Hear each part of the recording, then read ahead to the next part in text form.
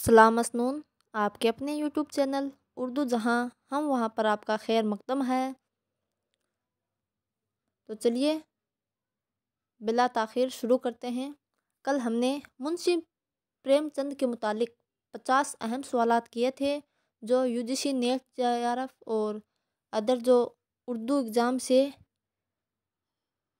Related हैं उनके लिए भी बहुत फ़ायदेमंद साबित होंगे।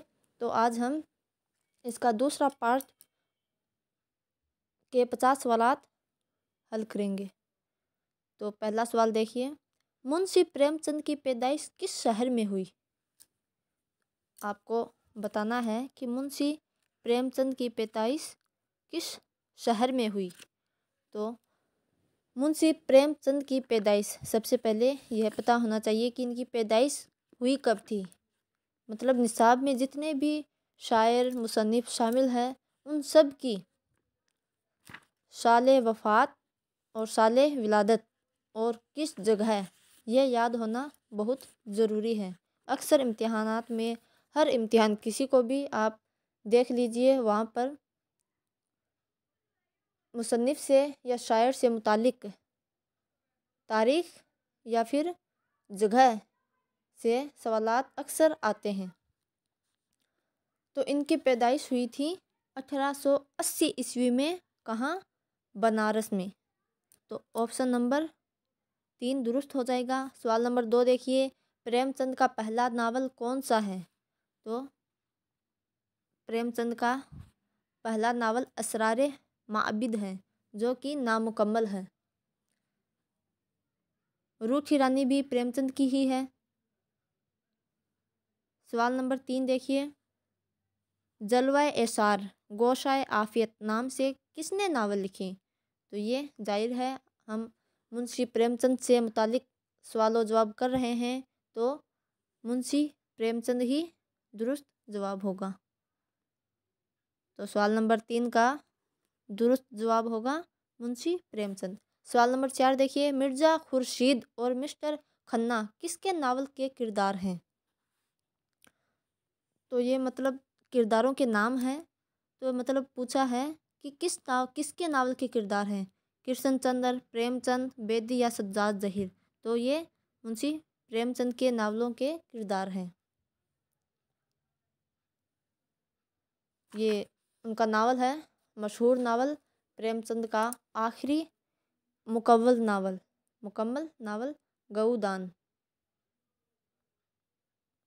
गऊदान जो कि 1937 ईस्वी में उर्दू में शाये हुआ था, जो यूजीसी नेट के निसाब में भी शामिल है। गऊदान, उसमें गोबर, धनिया, झनिया, रूपा, सोना ये सब किरदार शामिल हैं। तो सवाल नंबर 5 देखिए, प्रेमचंद ने अंजुमन पसंद मुस्तनफ़ीन की पहली कॉन्फ्रेंस की सदारत कब की थी? यानी अंजुमन तरक्की पसंद मुस्तनफ़ीन, इसमें पूरा नाम नहीं लिखा हुआ है। तो अंजुमन तरक्की पसंद मुस्तनफ़ीन जिसकी शुरुआत 1935 ईस्वी में पेरिस में हुई थी, जिसमें सज्जाद जहीर और मुल्कराज आनंद ने शिरकत की थी। इसके अलावा जो पिछले साल ऐसे जो मैंने अटेम्प्ट किया था जिसमें मेरा नेट क्लियर हुआ था, तो उसमें पूछा था कि मतलब तरक्की पसंद मुस्तनफ़ीन की जो पेरिस में हुई थी उसमें कितने उर्दू के हिंदुस्तान में कितने अदीबों ने शिरकत की थी, मतलब उसमें शाइन किए थे। तो 6 लोगों ने, जिसमें सज्जाद जहीर, मुल्कराज आनंद, ज्योति घोष वगैरह शामिल थे।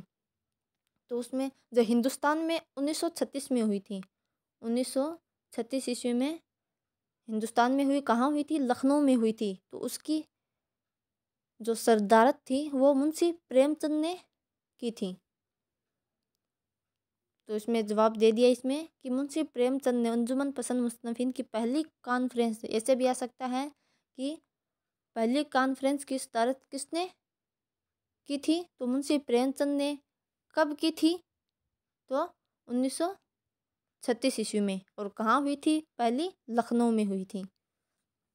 सवाल नंबर 6 देखिए, उर्दू नवेशी में किसी भी हिंदू को फैज़ हुआ है जो मुझे हो जाएगा? तो जाहिर है मुंशी प्रेमचंद हिंदू थे तो उन्होंने ये बात कही होगी। तो ऑप्शन नंबर 4 सही हो जाएगा। फेज़ तो हुआ है, तभी देखो उर्दू में भी उनको इतनी मकबूलियत हासिल है और हिंदी में भी, दोनों जगह उनको इतनी मकबूलियत हासिल हुई है। फेज़ तो हुआ ही है। सवाल नंबर 7 देखिए, गौदान की उर्दू में इशाअत कब हुई थी? गौदान की उर्दू में इशाअत, तो उर्दू में इशाअत 1937 में हुई थी। 1936 ईस्वी में तो हिंदी में हुई थी, पहले हिंदी में हुआ था 1936 में, फिर गौदान 1937 में उर्दू में हुआ।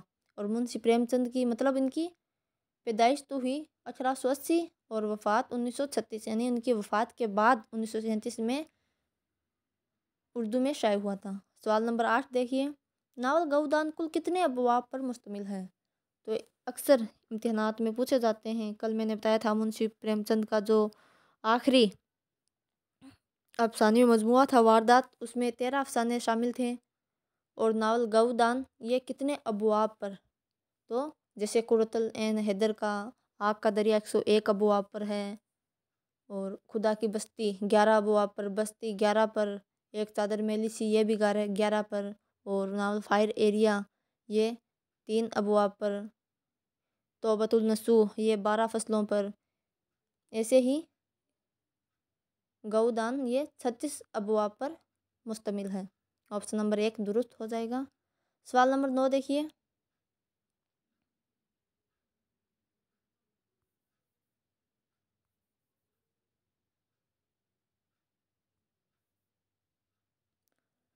प्रेमचंद ने किस नावल में समाज, किसान, मजदूर और सरमायादारों की कशमकश को नावल में मौजू बनाया है? यानी प्रेमचंद ने अपने किस नावल में समाज, किसान, मजदूर और सरमायादारों को कशमकश को नावल में मौजू बनाया? उनके अक्सर मतलब देहाती ज़िंदगी की अक्कासी, अगर ऐसा पूछ लिया जाए कि किस अफसाना निगार ने देहाती ज़िंदगी की अक्कासी अपने अफसाने या नावलों में की है, तो वो मुंशी प्रेमचंद है।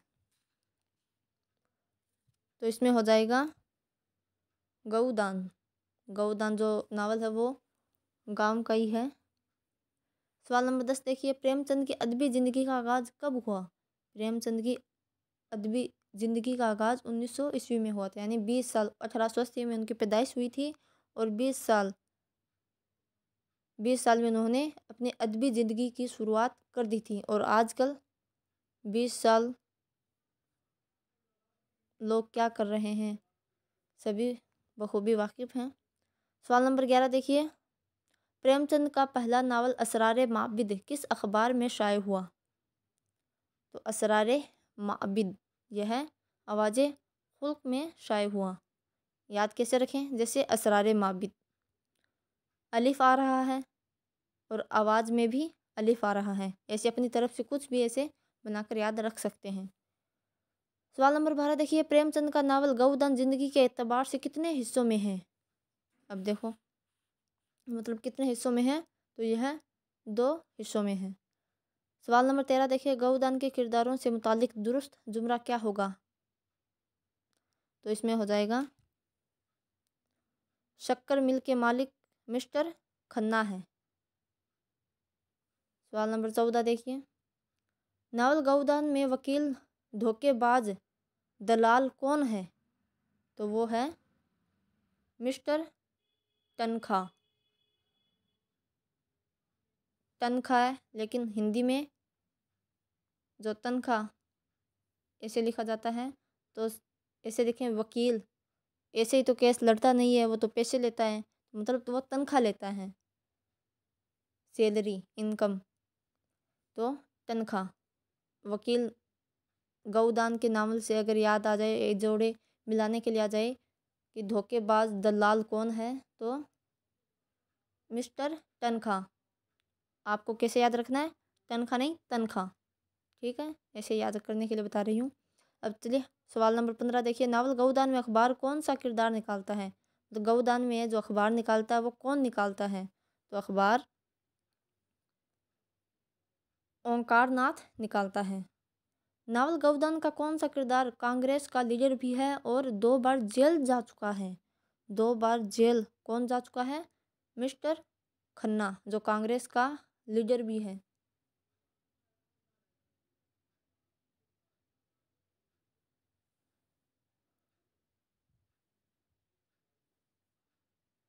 सवाल नंबर 17 देखिए, मिस मालती से इश्क कौन करता है?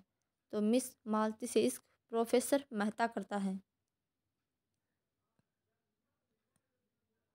प्रेमचंद का आखिरी नावल कौन सा है? तो प्रेमचंद का आखिरी नावल गौदान है। कौन सा किरदार नावल गौदान का नहीं है? इसमें किरदार बताना है, तो मदनबान नहीं है। शोभा, रूपा, होरी, होरी की दोनों बेटियां हैं, शोभा और रूपा। सवाल नंबर 20 देखिए, प्रेमचंद ने बड़ी सच्ची और नेरहम हकीकत निगारी से काम लिया है और नावल को होरी की मौत पर इस तरह ख़त्म कर किया कि सन्नाटा छा जाता है। तो यह कौल किसका है? तो यह कौल है अली सरदार जाफरी का। सवाल नंबर 21 देखिए, होरी का किरदार अबदी हकीकत नहीं रखता, इसलिए कि वह माहौल, निज़ाम हुकूमत और ज़मींदारी सब ख़त्म हो चुके हैं, इसलिए उसकी हैसियत व अहमियत भी ख़त्म हो सकती है। तो यह कौल किसका है? तो यह अली अब्बास हुसैनी का है। सवाल नंबर 22 देखिए, जन्म इसलिए हुआ है हमारा जन्म इसलिए हुआ है कि हम बड़ों की खिदमत करें और मेहनत करके उनका घर पाट दें। यह जुमला किस किरदार की ज़ुबान से अदा हुआ है? तो यह जुमला होरी के किरदार से अदा हुआ है। सवाल नंबर 13 देखिए, नोखे राम और मंगरू शाह किस नावल के किरदार हैं? तो जाहिर है हम नावल गौदान के बारे में डिस्कस कर रहे हैं, तो इसका होगा गौदान। ऑप्शन नंबर 2 दुरुस्त होगा। सवाल नंबर 24 देखिए, नावल गौदान में नोखे राम का ताल्लुक किससे होता है? तो नोखे राम का ताल्लुक नहरी अहिरन से होता है। सवाल नंबर 25 देखिए, दिक दिग्विजय सिंह, उर्दू में ऐसा लिखा हुआ लेकिन हिंदी में है दिग्विजय सिंह, किस नावल का किरदार है? दिग्विजय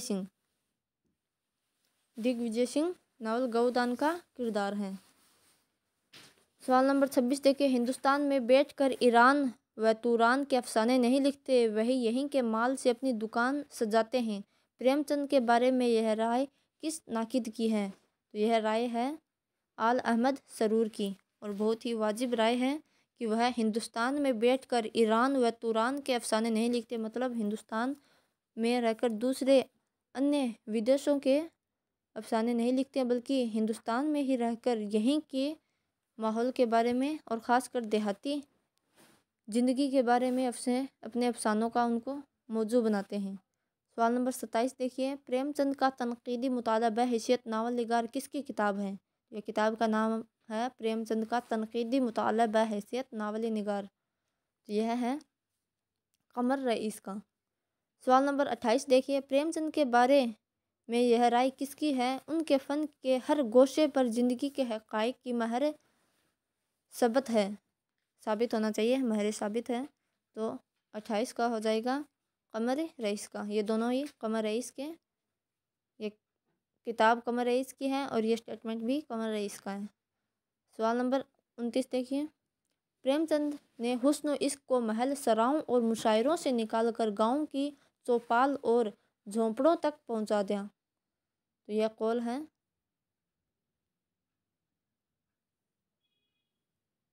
रशीद अहमद सदीकी का। यानी प्रेमचंद ने हुस्न इश्क को महल सराओं और मुशायरों से निकाल कर गाँव की चौपाल और छपरों तक पहुँचाया। सवाल नंबर 30 देखिए, हमारे शेरा की पूरी नस्ल जो कुछ गज़ल और मसनवी में नहीं कह पाई थी, उसे तन्हा प्रेमचंद ने अपने अफसानों और नावलों में ज़्यादा सच्चाई और तासीर के साथ गाँव और घोड़े पर सुनाया और दिखाया। यह कौल किसका है? यह रशीद अहमद सदीकी का ही है। दोनों ही कौल रशीद अहमद सदीकी के हैं। सवाल नंबर 31 देखिए, प्रेमचंद के किरदार हमारे तबक़ाती निज़ाम के सबसे निचले तबके से आते हैं और वह हर दास्तान का ताज किसानों के सर पर रखते हैं, इस आम इंसान के सर पर रखते हैं जिसकी कहानियाँ हमारे अदब के लिए अभी तक अजनबी थीं। यह कौल है मोहम्मद हसन का। सवाल नंबर 32 देखिए, वह जिंदगी की भूल भुलैया देख कर मायूस नहीं होते बल्कि उसमें से एक रास्ता निकालने की कोशिश करते हैं। यह कौल है आल अहमद सरूर का। सवाल नंबर 33 देखिए, नावल गौदान में यह तजवीज़ कौन पेश करता है कि त्वाइफों की मंडली बनाकर उनसे नाटक कराया जाए? तो यह मिर्ज़ा खुर्शीद बोलते हैं कि त्वाइफों की मंडली बनाकर उनसे नाटक कराया जाए। सवाल नंबर 34 देखिए, मिस सुल्ताना किस नावल का किरदार है? तो मिस सुल्ताना जाहिर है गौदान का किरदार है। मिस सुल्ताना नाम देखकर मिर्ज़ा हदी रुस्वा के नावल उमराव जान अदा की तरफ नहीं जाना है। याद रखें, मिस सुल्ताना या फिर शौकत सदीकी के नावल खुदा की बस्ती, उसमें भी सुल्ताना का किरदार है। नौसा शामी राजा सुल्ताना जिसकी शादी उससे होती है अहमद से। तो ये मिस सुल्ताना नावल गौदान का किरदार है। सवाल नंबर 35 देखिए, हाँ तो बेकसूर है, हाँ तू बेकसूर है, जानती है ना कि मैं कौन हूँ। चल जा यहाँ कभी ना आना, हम औरतें मर्दों की तफरीह व तईश का सामान ही तो हैं, तेरा कोई कसूर नहीं। तो यह बात गौदान में कौन किरदार करता है? तो मीनाक्षी कहती हैं। सवाल नंबर 36 देखिए, नावल गौदान में गोबंदी के शोहर का क्या नाम है? गोबंदी के शोहर का नाम है मिस्टर खन्ना, जो शक्कर मिल के मालिक हैं मिस्टर खन्ना, उनकी बीवी का नाम है गोबंदी। सवाल नंबर 37 देखिए, नावल गौदान में होरी शोभा का क्या लगता है? होरी शोभा का बाप लगता है। क्या लगता है? रूपा, शोभा, गोबर, इनके पिता का नाम होरी है और धनिया होरी की बीवी यानी रूपा शोभा और गोबर की माँ। सवाल नंबर 38 देखिए,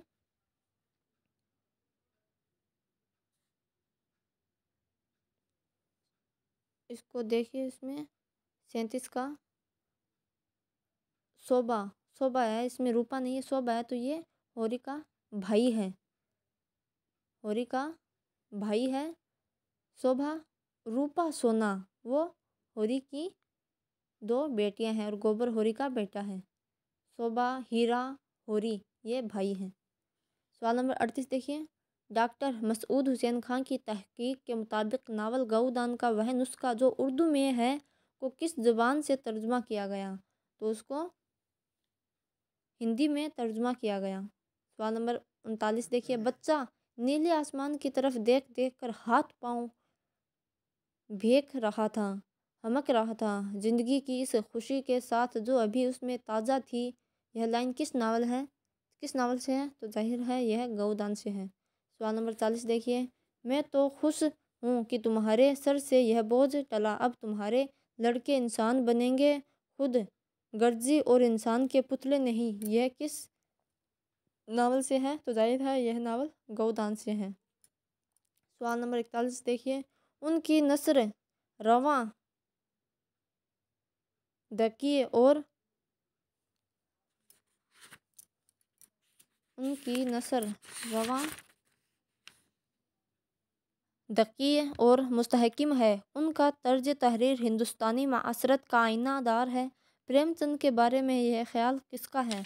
तो प्रेमचंद के बारे में यह ख्याल फिराक का है। सवाल नंबर 12 देखिए, नावल में मुकालमे जितने ज़्यादा हों और मुसन्निफ़ के कलम से जितना कम निकले उतना ही वह खूबसूरत होगा। बकौल यह इसका हो जाएगा प्रेमचंद। यानी नावल में मुकालमे जितने ज़्यादा हों, मुकालमे यानी आपस की जो गुफ्तगू है वो जितने ज़्यादा हों और मुसन्निफ़ के कलम से जितना कम निकले उतना ही खूबसूरत होगा, यानी वो किरदारों के ज़रिए से ही अपनी बात जाहिर करें। सवाल नंबर 43 देखिए, उसके चेहरे पर कुछ ऐसा झूठा आजिज़ाना अंदाज था जो भीख मांगते वक्त मोटे भिखारियों के चेहरे पर होता है। यह पैराग्राफ किसके नावल से है? तो जाहिर है यह मुंशी प्रेमचंद के नावल से है और गौदान से है। सवाल नंबर 44 देखिए, इनमें नावल गौदान के किरदारों की पहचान कीजिए। अब गौदान के जो नावल है उनके किरदारों की पहचान करनी है। तो सुल्ताना, मिस सुल्ताना, होरी, मीनाक्षी। ऑप्शन नंबर 3 दुरुस्त हो जाएगा। सवाल नंबर देखिए 45, कमबख्त कहीं गड़े गड़े मुर्दे न उखाड़ने लगी, वरना यह सारी खुश नसीबी सपने की तरह गायब हो जाएगी। यह लाइन किस नावल से माखूज है? तो यह लाइन गौदान से माखूज है। सवाल नंबर 46 देखिए, नावल गौदान में हरखो की बेटी का क्या नाम है? यानी हरखू की बेटी का क्या नाम है? तो हरखू की बेटी का नाम सलिया है। क्या है? सलिया। हरखू सलिया, नाम ही अजीब है। चलिए सवाल नंबर 47 देखिए, माता देन का किरदार किसने अपने नावल में तख्लीक किया? तो ऐसे नाम कौन कर सकता है? ये प्रेमचंद ही कर सकते हैं। माता देन। तनखा बताया था ना मैंने, तनखा किस नावल का किरदार है? तो तनखा गौदान का किरदार है। सवाल नंबर 49 देखिए, गोबर किसका लड़का है? तो गोबर, उसकी माँ का नाम क्या था? बताया था ना, उसकी माँ का नाम था धनिया और गोबर की वाइफ का नाम था झनिया। देखो सास बहू के नाम देखो, धनिया तो माँ का नाम और झनिया वाइफ का नाम। सवाल नंबर 50 देखिए, नावल गौदान में किस किरदार की मौत लू लगने से होती है? तो होरी की, ये होरी है, ऐसे लिखा जाता है होरी, देख लो। तो 50 का हो जाएगा ऑप्शन नंबर 1 होरी। तो ठीक है, अब देखिए नावल गौदान जो कि यूजीसी नेट के निसाब में शामिल है, इसके मतलब सभी किरदार मतलब अक्सर इम्तिहानात में, चाहे वो नेट का हो और किसी भी उर्दू एग्ज़ाम से रिलेटेड हो, प्रेमचंद से मुतालिक या नावल गौदान से मुतालिक सवालात ज़रूर आते हैं। तो इसका याद रखें। क्या पढ़ा आज हमने? 1880 ईस्वी में मुंशी प्रेमचंद की पैदाइश हुई, 1936 ईस्वी में उनकी वफ़ात हुई, 1937 ईस्वी में नावल गौदान उर्दू में शाये हुआ, 1936 में ये हिंदी में शाये हुआ। और प्रेमचंद का जो पहला अफसाना है दुनिया का अनमोल रत्न 1904 में लिखा था और 1907 में ये शाये हुआ था। फिर 1908 ईस्वी में ये सोजे वतन जो उनका मुंशी प्रेमचंद का अफसानवी मजमुआ था 1908 ईस्वी में, उसमें 7 शाये हुआ था। मतलब सोजे वतन में 5 अफसाने थे, लेकिन हुकूमत को ये रास नहीं आया तो उन्होंने वो अफसाने मजमुआ जब्त कर लिया था, उसको आतिश में जला दिया था। इससे पहले वो मुंशी प्रेमचंद नवाब राय के नाम से लिखा करते थे, जो उनके चाचा ने उनका नाम रखा था नवाब राय। तो फिर अपना नाम चेंज करके उन्होंने धनपत राय के नाम से लिखना शुरू किया। तो ये थी मुंशी प्रेमचंद के बारे में 50 सवालात। उम्मीद है आपको इनसे फ़ायदा उठाओगे। तो कल हम पढ़ेंगे अब्दुल हलीम सरर का जो नावल है फिरदौश बरी, जो 1899 ईस्वी में शाये हुआ और निसाब में भी शामिल है और अदर इम्तिहानात में भी उनसे मुतालिक सवालात आते हैं, तो उनसे करेंगे। तो आज के लिए इतना ही। पढ़ते रहिए, मेहनत करते रहिए, इंशाल्लाह मेहनत का फल एक ना एक दिन ज़रूर मिलेगा। वो कहावत है ना कि अल्लाह के घर देर है लेकिन अंधेर नहीं, बस मेहनत जारी रखें। तो चलिए मिलते हैं नेक्स्ट वीडियो में। आज के लिए इतना ही। अल्लाह हाफिज़।